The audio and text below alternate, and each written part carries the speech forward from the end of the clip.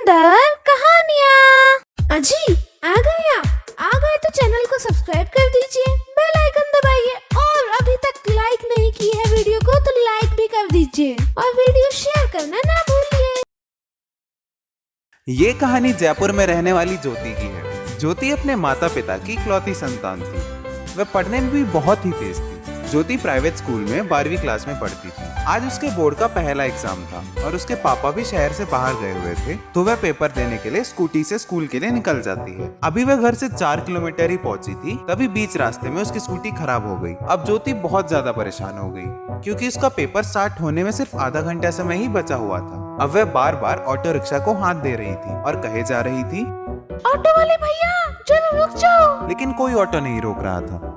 बार बार ज्योति अपने घड़ी का टाइम देख रही थी और उसके चेहरे पर पसीना आ रहा था क्योंकि अब उसे लेट हो रहा था। ऐसा लग रहा था कि आज उसका पेपर छूट ही जाएगा। वह बार बार चिल्ला रही थी लेकिन कोई भी ऑटो वाला नहीं रुक रहा था। तभी एक बाइक पर 2 लड़के बैठे हुए आते हैं और उसके पास आकर रुकते हैं। उनमें से एक लड़का कहता है, क्या मैं आपकी मदद कर सकता हूँ?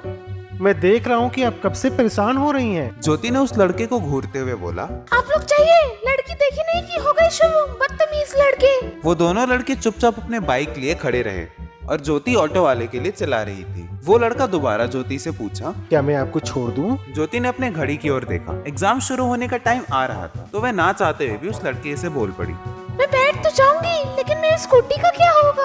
आप हम पर विश्वास कीजिए और आप अपनी स्कूटी की चाबी मेरे छोटे भाई को दे दीजिए और अपने घर का पता दीजिए, जिससे कि आपकी स्कूटी आपको घर तक ही छोड़ आएगा और आप मेरे बाइक पर बैठ जाइए। आपको जहाँ जाना है मैं वहाँ पे आपको ड्रॉप कर दूंगा। फिर उसके बाद ज्योति मन में सोचने लगी, कहीं ये दोनों चोर या गुंडे निकले तो मेरी स्कूटी तो लगता है कि आज दोनों चुरा ले जाएंगे, लेकिन मैं क्या करूँ, पेपर भी तो देना है। अगर रिस्क नहीं लिया तो मैं ऐसे ही फेल हो जाऊंगी। चलो जो होगा देखा जाएगा। और उस लड़के के बाइक के पीछे बैठ जाती है। उस लड़के ने ज्योति को स्कूल छोड़ दिया और ज्योति ने उसे बेमन से थैंक यू बोला।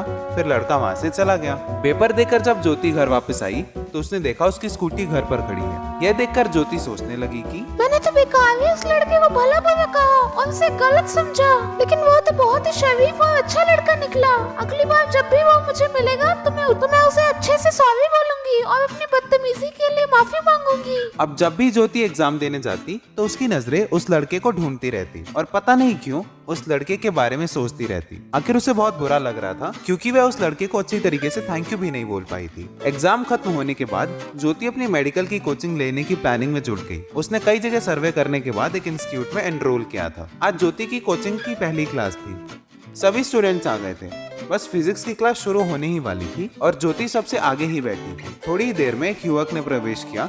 उसके आते ही सबने गुड मॉर्निंग बोला और ज्योति ने जैसे ही सर उठाकर उस युवक को देखा तो वह चौंक गई। ये तो वही लड़का है जो मेरी स्कूटी खराब होने पर मेरी मदद की थी। मैं कब से इस लड़के को ढूंढ रही थी और आज वो मुझे मिल गया।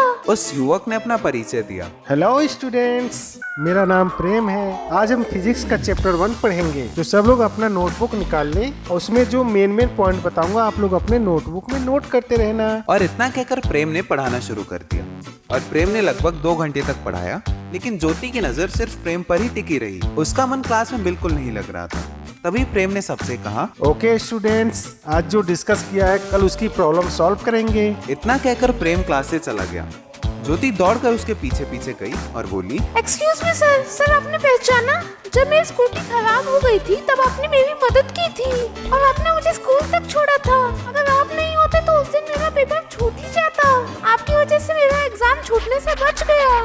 Thank you sir. It's okay Jyoti, मैंने तो बस आपकी मदद की थी। आपकी जगह कोई और होता तो भी मैं ऐसा ही करता। कल मिलते हैं क्लास में।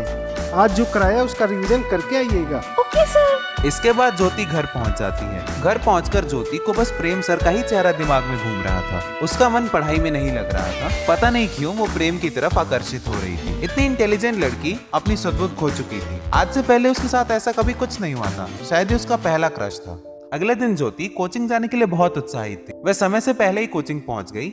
क्लास शुरू होते ही प्रेम ने क्लास में प्रवेश किया। गुड मॉर्निंग स्टूडेंट्स, आज हम कल वाली प्रॉब्लम को डिस्कस करेंगे। प्रेम ने एक सवाल बोर्ड पर लिखा और बोला, ज्योति आप इस प्रॉब्लम को सॉल्व कीजिए। ज्योति खड़ी हुई। उसने तो अपने प्रश्न खोलकर देखे ही नहीं थे। उसे कुछ समझ नहीं आ रहा था। तभी प्रेम ने गुस्सा होते हुए कहा, ज्योति, कल आपका ध्यान कहाँ था? मैंने नोटिस भी किया था और आज भी आप कुछ खोई खोई सी लग रही हैं। आपको कंपटीशन क्लियर करना ही नहीं? आप क्लास के बाद मुझसे आकर मिलिए। ज्योति सिर झुकाकर चुपचाप अपनी सीट पर बैठ जाती है। क्लास खत्म हो गई। ज्योति प्रेम के पास गई। क्या हुआ ज्योति?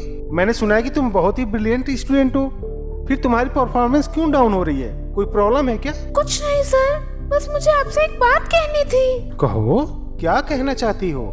सर, मुझे लगता है कि मैं आपको पसंद करने लगी हूँ। आप पहले लड़के हो जिसको देखकर मेरे दिल में कुछ कुछ हो रहा है। मुझे दिन रात आपके ही ख्याल आते हैं और मेरा मन पढ़ाई में बिल्कुल भी नहीं लगता। ज्योति की बात सुनकर प्रेम जोर जोर से हंसने लगा और कहा, अरे ज्योति, बस इतनी सी प्रॉब्लम है तुम्हें? मुझे तो पहले ही तुम्हारी नजरों से पता चल गया था कि तुम मुझसे इम्प्रेस हो गई हो।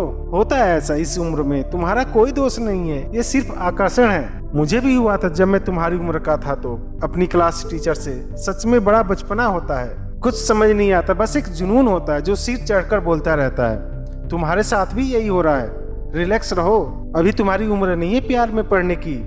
तुम मन लगाकर कंपटीशन की तैयारी करो। तुम एक ब्रिलियंट स्टूडेंट हो और तुम्हारे माता पिता ने तुम्हारे भविष्य के लिए कितनी मेहनत की है। तुम जैसे स्टूडेंट अगर गलत दिशा में चली जाए तो उनको कितना दुख होगा। और रही बात मुझसे प्यार करने की, चिंता मत करो। जब तुम्हारे हाथ में एक अच्छी जॉब का कॉल लेटर होगा तो मुझसे और भी ज्यादा हैंडसम लड़के तुम्हारे आगे पीछे लाइन लगा के खड़े होंगे। जैसे मैं अपनी क्लास टीचर को भूल गया हूँ, वैसे ही तुम्हारे सिर से मेरा भूत उतर जाएगा। ज्योति, बस थोड़े दिन का आकर्षण होता है, सिर्फ प्यार से ही जिंदगी नहीं चलती है। और हाँ, एक बात मैं तो बताना ही भूल गया, मेरी शादी हो चुकी है और मैं अपनी पत्नी से बहुत प्यार करता हूँ। अब मुझे अपनी क्लास टीचर याद भी नहीं है। ज्योति सर की बातें बड़ी ध्यान से सुन रही थी। उसे एहसास हो गया कि सर जो कह रहे हैं वो बिल्कुल सही है। वो कभी किसी लड़के के पीछे भागने वाली लड़की नहीं थी। उसे तो हमेशा अपने कैरियर की ही चिंता रहती। प्रेम सर ने उसकी आंखों से प्यार का पर्दा हटा दिया जो सिर्फ एक आकर्षण था। अब ज्योति ने मन लगाकर प्रेम सर से कोचिंग लेनी शुरू कर दी और अपनी मेहनत से पहले अटेम्प्ट में इंजीनियरिंग का एग्जाम क्लियर कर लिया। कोर्स पूरा होने के बाद उसका कैंपस सिलेक्शन एक बहुत ही अच्छी व बहुत ही बढ़िया पैकेज पर हो गया।